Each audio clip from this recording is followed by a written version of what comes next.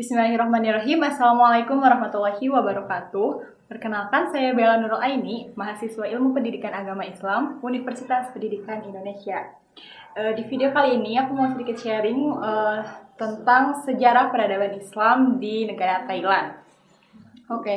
Untuk pembahasan kedepannya mau sedikit membahas mengenai demografi negara Thailand, kemudian sejarah masuknya Islam ke negara Thailand, lalu jejak-jejak peradaban Islam di Thailand, tokoh dan organisasi Islam atau gerakan yang ada di Thailand, dan kehidupan umat Islam kontemporer di Thailand. Kita bahas yang pertama dulu ya. Cara demografis Thailand. Nah, Thailand merupakan salah satu negara yang terletak di Asia Tenggara, berbatasan dengan Laut Andaman, Teluk Thailand, dan Tenggara Myanmar. Nah, secara geografis, Thailand memiliki luas wilayah 514.000 km persegi, kemudian ibu kota negaranya yaitu Bangkok, dan Thailand pun terkenal akan keindahan pariwisata yang memikat para wisatawan, tentunya dari mancanegara ya. Nah, jumlah penduduk di negara Thailand sekitar 67.741.401 jiwa, yang mayoritas penduduk di sana beragama Buddha Theravada.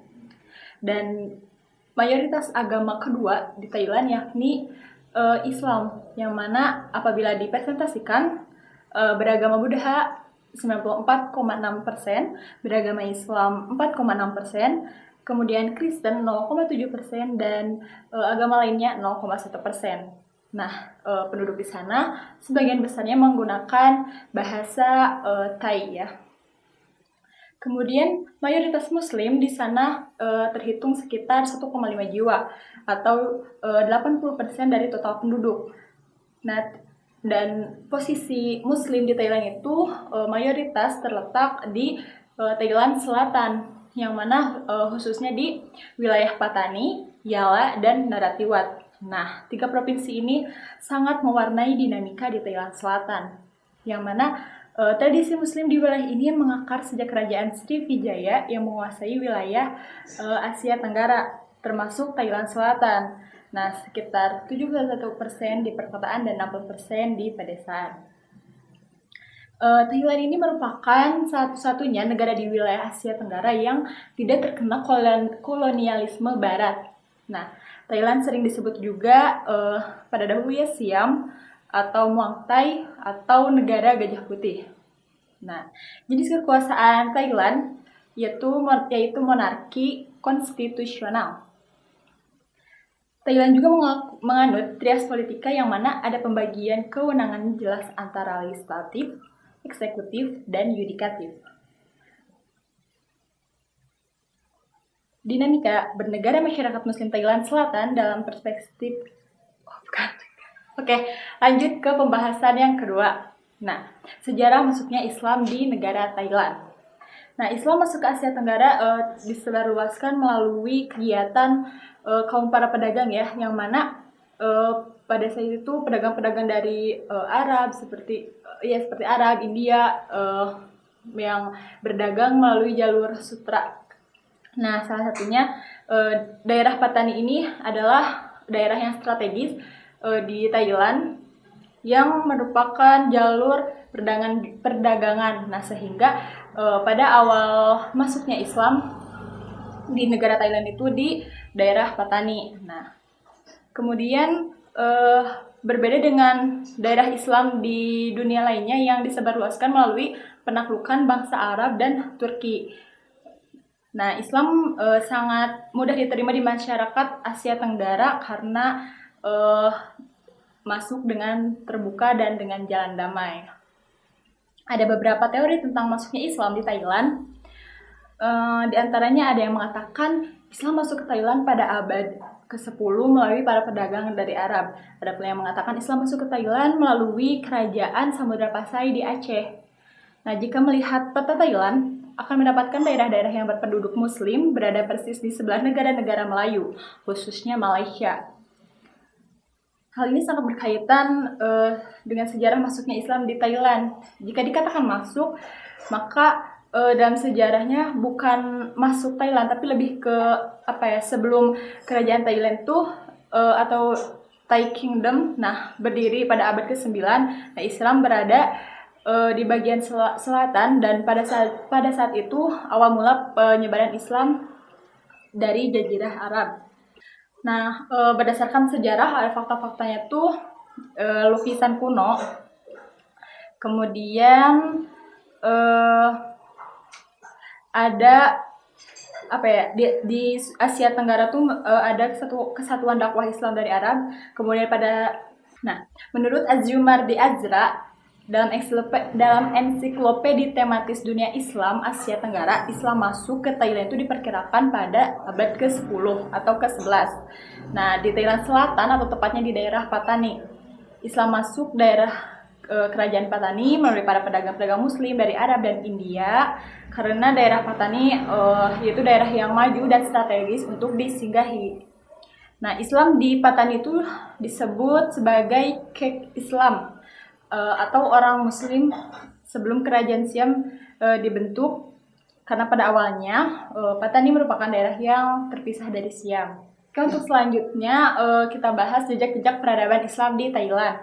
Nah, jejak-jejak yang saya dapatkan mungkin lebih banyak lagi ya, namun berdasarkan sumber yang saya dapatkan, perkembangan Islam di Thailand telah banyak membawa peradaban, misalnya di Bangkok terdaftar sekitar 2.000 bangunan masjid yang sangat megah dan indah. Jadi terdapat masjid yang sebanyak 2.000 bangunan masjid yang megah dan indah. Kemudian ada golongan tradisional dan golongan ortodoks menerbitkan majalah Islam Rabitoh.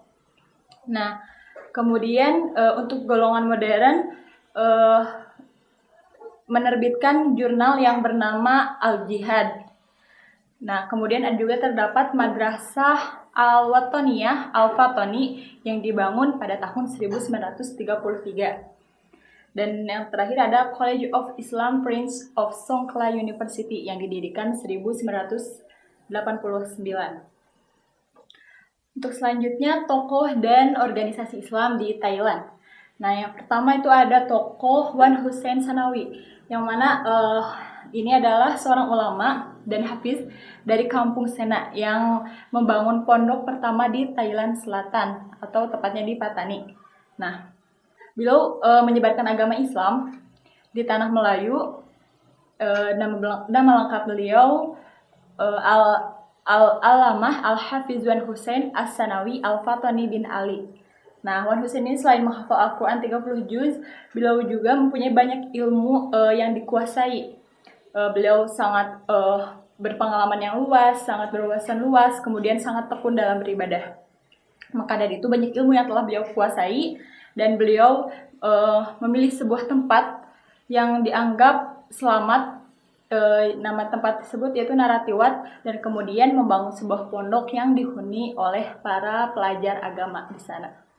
Yang kedua ada tokoh Haji Solong Tuan Mina. Nah, ini tuh seorang ulama sekaligus politikus yang sebelumnya tinggal di kota Mekah. Nah, kemudian beliau pulang ke Patani pada tahun 1927, dan beliau pun menyaksikan berbagai masalah yang dihadapi oleh rakyat Patani khususnya.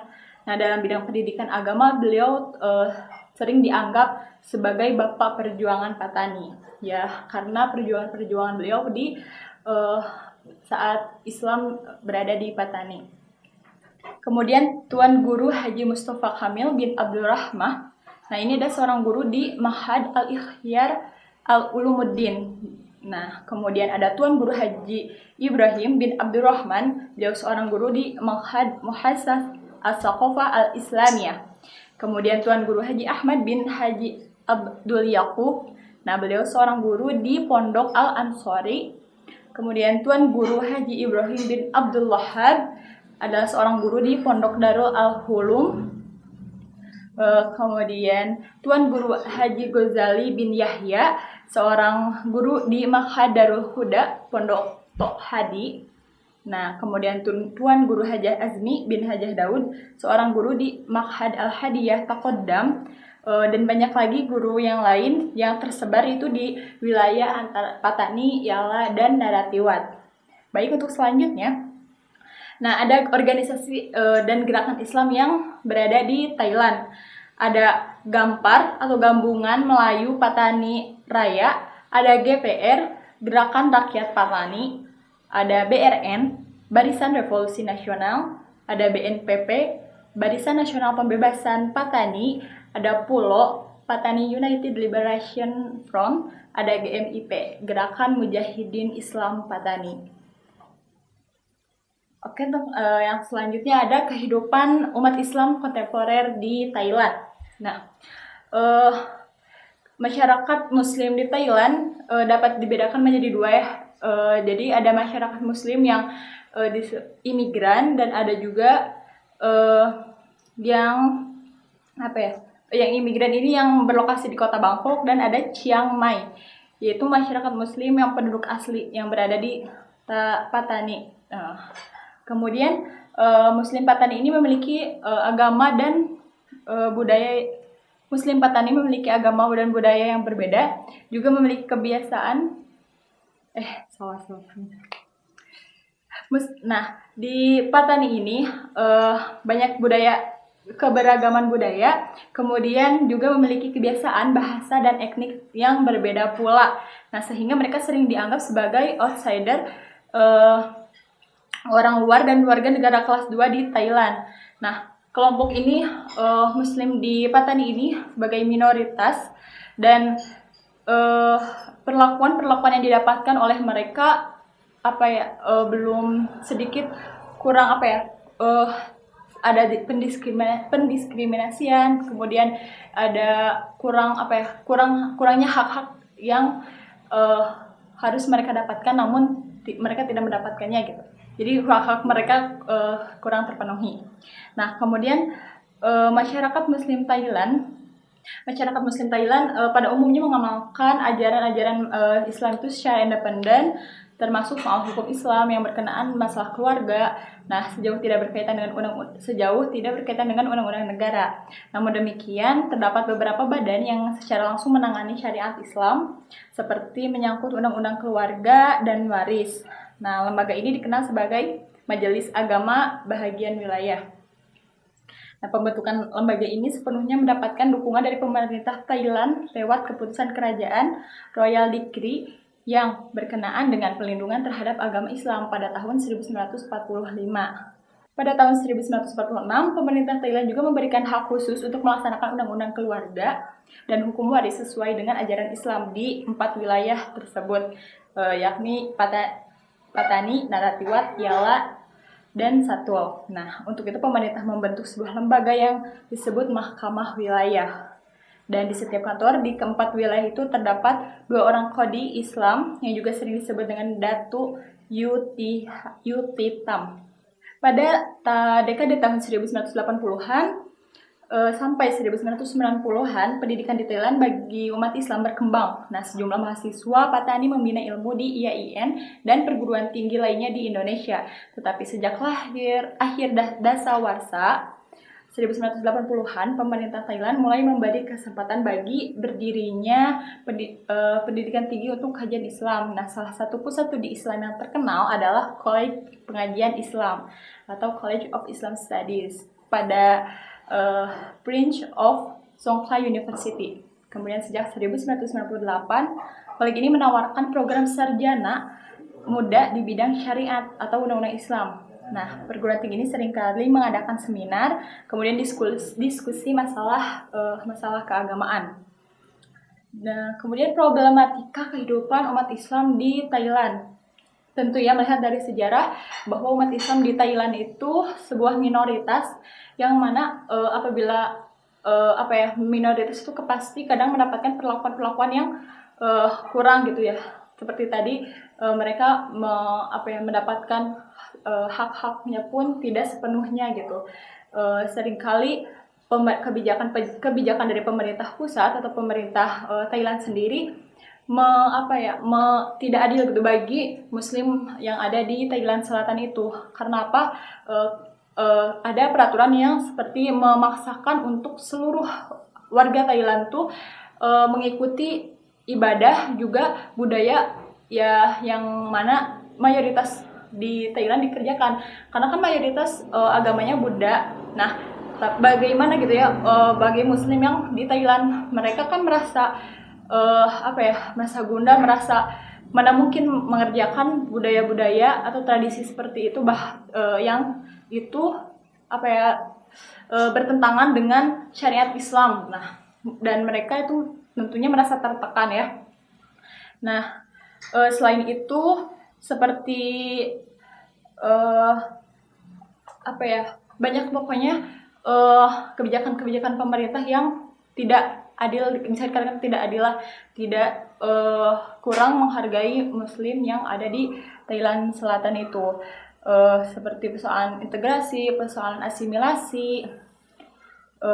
Namun seiring berkembangnya pemerintahan, alhamdulillah muslim Thailand seperti tadi diperizinkan untuk membangun perguruan tinggi, kemudian kajian-kajian Islam yang mana itu boleh diadakan setelah ada seorang yang mengelola atau seseorang yang diberi amanah untuk mengatur muslim yang ada di Thailand Selatan itu atau di Patani, dan seseorang yang bertanggung jawab atas itu dikatakan atau disebut mufti. Nah, jadi mufti ini yang bertanggung jawab atas pengelolaan atas aktivitas yang ada di muslim Thailand itu. Mungkin sekian yang dapat aku sharing, yang dapat disampaikan.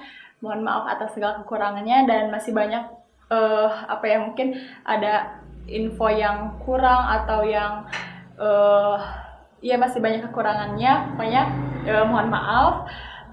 Buat teman-teman yang lebih tahu boleh di komen, boleh di kritik, sarannya sangat terbuka.